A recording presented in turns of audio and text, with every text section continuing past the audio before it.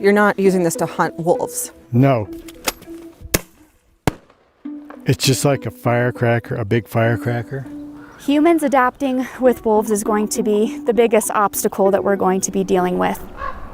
After being nearly eradicated from Colorado about 80 years ago, wolves are officially back in the state. Thanks to the first ever voter-mandated reintroduction of endangered wolves in U.S. history, these wolves, captured in Oregon, were set free in Colorado's wilderness last December.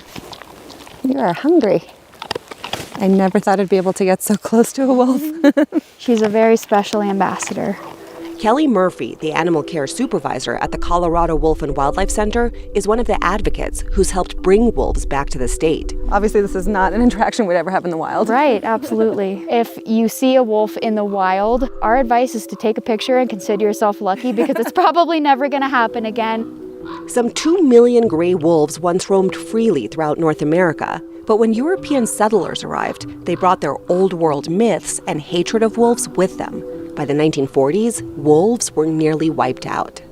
There's so many myths and misconceptions that are surrounding wolves. Sometimes it's difficult to understand that they're not exactly true.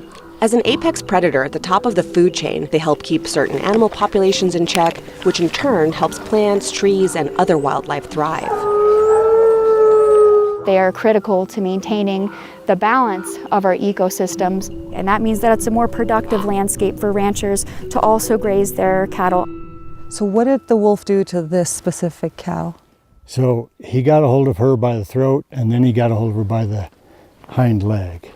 It's healed a lot. Don Gittleson was fending off wolf incursions on his ranch in northern Colorado long before the ballot initiative. We had wolves here for several years. They've been coming from neighboring Wyoming, which reintroduced wolves in the 90s. To me, this is my home. To them, this is their home. And they're not just gonna leave. See these marks in the snow here? Are those the wolf tracks? That's the last time they came through.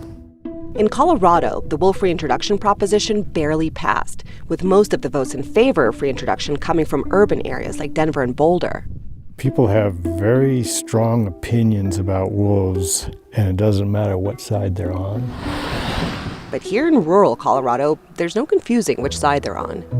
The state compensates ranchers for livestock attacks. But because it's illegal to hunt wolves in Colorado, Don has had to get creative, using donkeys. They bite, and they bite hard. Longhorns, and shooting blanks. As for fencing, It's a pretty big place to put a fence around. Yeah, 8-foot chain link fence to keep the wolves out. I have moose, I have mule deer, I have elk, and I have antelope that cross this country to migrate back and forth, and I would absolutely stop them from doing that. And I'm not willing to do that. You care about this landscape.